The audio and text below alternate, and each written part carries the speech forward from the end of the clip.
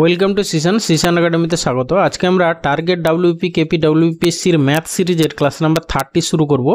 তোমরা যারা এই সমস্ত এক্সামগুলো অ্যাপিয়ার করছো তাদেরকে বলবো অবশ্যই ক্লাসটা শেষ পর্যন্ত দেখো। এই টাইপেরই ম্যাথসের কোশ্চেন তোমরা পরীক্ষায় পেতে পারো।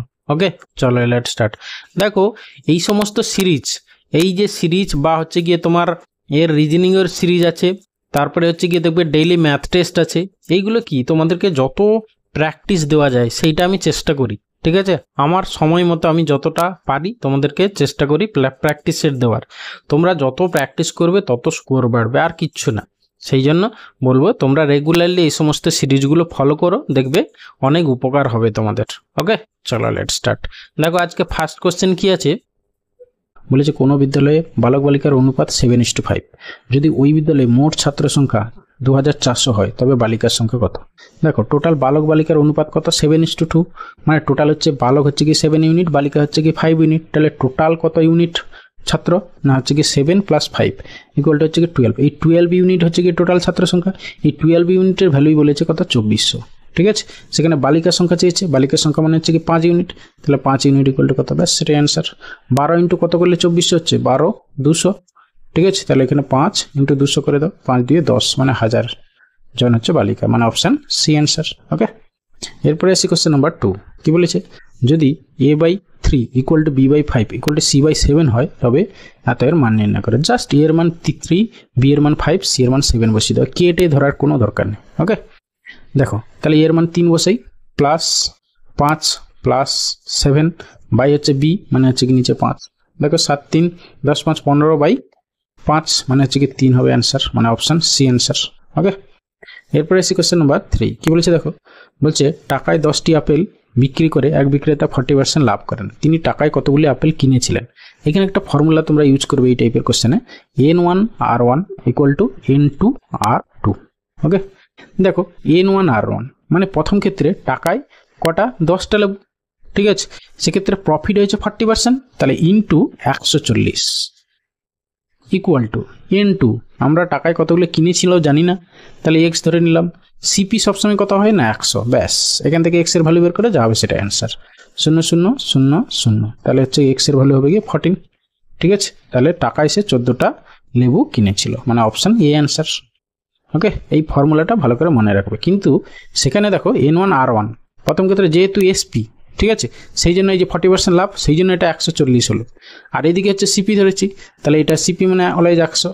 ওকে, এরপরে আসছি কোশ্চেন নাম্বার 4। কি বলেছে দেখো, বলেছে দুটি ট্রেন যথাক্রমে 80 মিটার 90 মিটার, ওরা যথাক্রমে 10 metre per second 7 metre per second গতিবেগে পরস্পরের দিকে ধাবিত হলে কত সময় পরস্পরকে অতিক্রম করবে? দেখো যখন একটা ট্রেন আর একটা ট্রেনকে কভার করে, মানে কি দুজনের লেন্থটাই কভার করে, মানে এখানে তাহলে টোটাল আমাদের কি চলছে? টাইম চাইছে, তাই তো? টাইম ইকুয়াল টু কি? ডিস্টেন্স বাই হচ্ছে কি স্পিড। এখানে স্পিড কি হবে? যেহেতু পরস্পরের দিকে আসছে তাহলে রিলেটিভ ভেলোসিটি হবে। রিলেটিভ ভেলোসিটি দুটোর স্পিডের যোগফল। তাহলে টোটাল টাইম কত হবে? ডিস্টেন্স কত? মানে দুটো ট্রেনের যোগফল, তাহলে 80 প্লাস হচ্ছে কি 90। আর রিলেটিভ ভেলোসিটি কত? না হচ্ছে কি 10 প্লাস 7।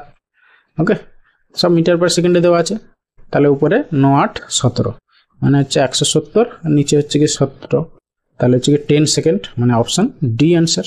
ওকে, এরপরে আসছি কোশ্চেন নাম্বার 5। কি বলেছে দেখো, এক্স এর 8% ওয়াই এর 4%-এর সমান। তাহলে এক্স এর 8%, দেখো যেহেতু পার্সেন্ট আছে তাহলে ওই আর বাই 100 করার দরকার নেই, x into 100 x into 8 equal to y into 4। এবার বলেছি এক্স এর 20%। আচ্ছা, এখান থেকে একটু কাটাকাটি করে নাও, 4 2 8। ঠিক আছে, আচ্ছা এক্স, তাহলে এক্স ইকুয়াল টু কত বের করে নাও? Y by 2। এবার বলেছি এক্স এর 20%। 20% মানে আমরা কি জানি? 1/5। তাহলে এক্স ইন্টু 1/5 ইকুয়াল টু, এদিকেও তুমি 1/5 করে দাও, তাহলে ওয়াই বাই হচ্ছে গিয়ে কত? 5 দিয়ে 10 হয়ে গেল, 1/10 মানে হচ্ছে গিয়ে 10%। তাহলে এক্স এর 20%, এক্স এর 20% মানে ইকুয়াল টু ওয়াই এর 1/10 মানে হচ্ছে গিয়ে 10%। ওকে, মানে অপশান এ অ্যান্সার। এরপরে আসছি কোশ্চেন নাম্বার 6। কি বলেছে দেখো, 88 দ্বারা বিভাজ্য 4 অঙ্কের বৃহত্তম সংখ্যাটি হলো। প্রথমে কি দেখবো না, ডিভিজিবিলিটি রুল অ্যাপ্লাই করে আমরা অঙ্কটা করব। দেখো প্রথমে হচ্ছে গিয়ে দেখো 88কে কি লেখা যায়? 11 × 8। এবার সংখ্যাটা কি হবে? যে অ্যান্সারটা হবে সেটা হচ্ছে গিয়ে 11 দ্বারা ডিভিজিবল হতে হবে। 11 দ্বারা ডিভিজিবিলিটির রুল কি না হচ্ছে ইভেন প্লেস অড প্লেস ডিজিটগুলোর সামের ডিফারেন্স 0 হতে হবে। তাহলে এখানে দেখো 9 4 13, আবার এটাও 9 4 13, তাহলে এটা 0 হচ্ছে, এটা হতে পারে। এরপরে দেখবো এটা 9 7 16 আর 8 6 14, মানে হচ্ছে কি 2 থাকছে, ঠিক আছে। তাহলে এটা 11 দ্বারা ডিভিজিবল নয়, অপশান এলিমিনেট হয়ে গেল। 9 8 17 9 8 17, হ্যাঁ এটাও 11 দ্বারা ডিভিজিবল হতে পারে, হবে। আর এইটাও 11 দ্বারা ডিভিজিবল হবে। এবারে দেখতে হবে তোমার 88, ঠিক আছে। 88 এর মধ্যে দেখো 4 আছে, 4 কোনো সংখ্যা 4 দ্বারা ডিভিজিবল কখন বলবো না লাস্ট দুটো ডিজিট 4 দ্বারা ডিভিজিবল হতে হবে। দেখ লাস্ট দুটো ডিজিট 44 যাবে, এটাও যাবে এটাও যাবে। এবার তাহলে 4 দ্বারা তো এখন এলিমিনেট করতে পারছি না, তাহলে তুমি 8 দ্বারা ডিভিজিবল দেখো। 8 দ্বারা ডিভিজিবলের নিয়ম কি না লাস্ট 3টে ডিজিট, লাস্ট 3টে ডিজিট যদি 8 দ্বারা বিভাজ্য হয় তাহলে সংখ্যাটা হ্যাঁ পুরো 88 দ্বারা বিভাজ্য হবে। না সরি, কোনো সংখ্যার যদি লাস্ট 3টে ডিজিট 8 দ্বারা ডিভিজিবল হয় তাহলে পুরো সংখ্যাটাই 8 দ্বারা ডিভিজিবল হবে। তাহলে প্রথমটা দেখো 944 8 দ্বারা যাবে, 8 একে 8 8 একে 8 6 8 6 64, হ্যাঁ 8 64, এটা যাবে। তারপরেরটা দেখো তোমার 8 একে 8 8 2 16 17 18 28, না এটা যাবে না, তাহলে অপশান সি এলিমিনেট হয়ে গেল। শেষে তো 8 দ্বারা, হ্যাঁ এটা যাবে। তাহলে এই দুটো দিয়ে এলিমিনেট কি করে করবে। এবার দেখো তোমার যেহেতু 4 অঙ্কের বৃহত্তম সংখ্যা মানে কি এই 9000, 4 অঙ্কের বৃহত্তম সংখ্যা কত 9999, তার আশেপাশে হবে অ্যান্সারটা, ঠিক আছে। তাহলে অবভিয়াসলি অপশান এ হবে অ্যান্সার।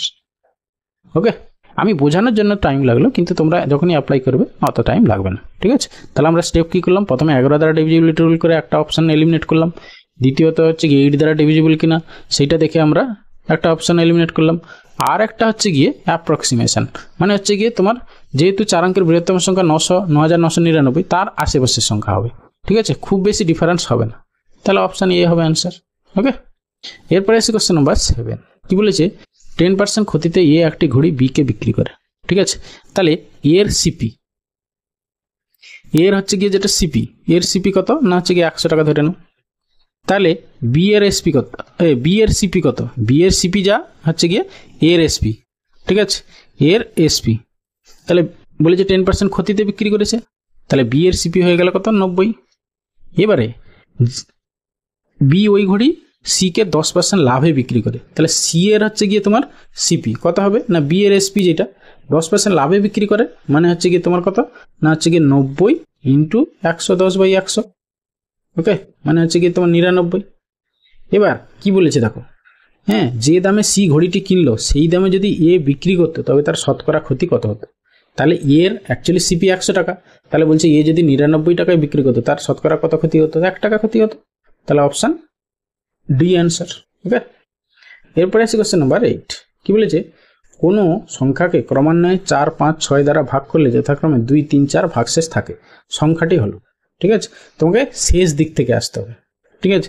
শেষ দিক থেকে দেখো লাস্টে কত দিয়ে ভাগ করা হচ্ছে 6, সেক্ষেত্রে রিমাইন্ডার কত বলেছে না হচ্ছে গিয়ে 4, সব থেকে ছোট ভাগফল ধরে নাও 1, ঠিক আছে। তাহলে এইখানটায় কত হবে বলো, 6 একে 6 4 10, তাহলে এইখানে আমরা 10 পেয়ে গেলাম। এরপরে কি হবে না এই 10টা এইখানে চলে এলো, এরপরে আমরা কত দিয়ে ভাগ করব না হচ্ছে গিয়ে 5 দিয়ে ভাগ করব, হ্যাঁ সেক্ষেত্রে ভাগফলটা কত হবে না 10, ওকে। রিমাইন্ডার কত না হচ্ছে গিয়ে তোমার 3, তাহলে এইখানে কত হবে 10 5 50 3 53, তাহলে এইখানে হয়ে গেল 53। এরপরে লাস্ট কি হবে না 4 দ্বারা ভাগ হবে এবং ভাগফলটা কত হবে না হচ্ছে গিয়ে 53 হয়ে যাবে, ঠিক আছে। আর নিচে রিমাইন্ডার কত বলেছে লাস্টে 2, ব্যাস। তাহলে 53 ইন্টু 4 প্লাস 2 করলে যা হবে অ্যান্সার। 3 4 12 দিয়ে 14, 4 হবে ইউনিট ডিজিট, আচ্ছা দুটো আছে, ঠিক আছে। তারপরে আবার দেখো 53 ইন্টু 4 মানে 5 4 20, মানে 200-র আশেপাশে হবে অ্যান্সার, ঠিক আছে। তাহলে হচ্ছে কি তোমার অপশান এ অ্যান্সার। নাহলে এমনি গুণ করে নাও, হচ্ছে গিয়ে 4 ইন্টু 53 কত হচ্ছে 3 4 12 2 আর হচ্ছে 5 3 15 একে সরি 5 4 20 একে 21, 212 প্লাস 2 দেখো 214 হচ্ছে, ওকে। তাহলে অপশান এ অ্যান্সার। তাহলে তোমাকে লাস্ট দিক থেকে করতে হবে, লাস্ট প্রথমে হচ্ছে গিয়ে সাকসেসিভ ডিভিশনের ক্ষেত্রে প্রথমে তুমি লাস্ট ভাজক দিয়ে ভাগ করছো, যেখানে ভাগফলটা তোমাকে এইটা প্রথমে 1 ধরে নিতে হবে। এবার ভাগশেষটা দেওয়াই আছে, এবার পরের ক্ষেত্রে এই যে এটার ভাজ্য যা পেলে সেইটা গিয়ে ভাগফলে না যাবে, ঠিক আছে। এখানেও দেখো 53টা আবার ভাগফলে চলে এসছে, ঠিক আছে, এইভাবে তোমাকে প্রসিড করতে হবে। এরপরে আসি কোশ্চেন নাম্বার 9। কি বলেছে, কোনো ক্যাম্পে 95 জনের 200 দিনের রসদ। দেখো কি বলেছে, বলেছে কোনো ক্যাম্পে 95 জনের 200 দিনের রসদ ছিল, 5 দিন পরে 30 জন ক্যাম্প থেকে চলে গেল, কতদিন ওই রসদ চলবে? এই টাইপের কোশ্চেন কি করবে না, রিমেইনিং ডেটার উপর হবে সবসময়। ঠিক আছে, দেখো এখানে তোমার 95 জন, তাদের 5 দিনের হয়ে গেছে খাবার, তাহলে বাকি আর কতদিন চলতো না, হচ্ছে কি 195 দিন চলতো। ঠিক আছে, এবারে সেই খাবারটা দেখো 30 জন চলে গেছে, বাকি আছে কত, 65 জন, তাহলে 65 জনের কতদিন চলবে, এক্স দিন, ব্যাস সেটা কাটাকাটি করে যা হবে সেটা অ্যান্সার। 13 দিয়ে কাটো, 13 5 65, 13 1 13, 13 5 65, 5 কাটো 5, 3 15, তাহলে এক্স এর ভ্যালু কত হবে না, হচ্ছে কি 95 ইন্টু 3, 3 5 15, 5 9 3 27, 1 28, 285, মানে অপশান ডি অ্যান্সার। ওকে, এরপরে এসে কোশ্চেন নাম্বার 10 অ্যান্ড লাস্ট। কি বলেছে দেখো, বলেছে 1 - 2 + 3 - 4 + 5 ইত্যাদি ইত্যাদি, এই ক্রমানুসারে 1000 পর্যন্ত সংখ্যার মান কত হবে? আচ্ছা, কতগুলো দেখো, 1000 পর্যন্ত সংখ্যা টোটাল। এবার এক একটা জোড়া জোড়া করে ভাবো। ঠিক আছে, এই ধরো এইটা 1 আর 2 নিয়ে নাও, 3 আর 4 নিয়ে নাও, 5 আর 6 নিয়ে নাও, 7 আর 8 নিয়ে নাও, এরকম করে কতগুলো জোড়া হবে? 500টা জোড়া হবে, যেহেতু 1000টা সংখ্যা। এবার প্রতিটা ক্ষেত্রে দেখো ভ্যালু -1 হবে, 1 - 2 মানে -1, 3 - 4 মানে -1, তাহলে তোমার অ্যান্সারটা কত হবে না -500।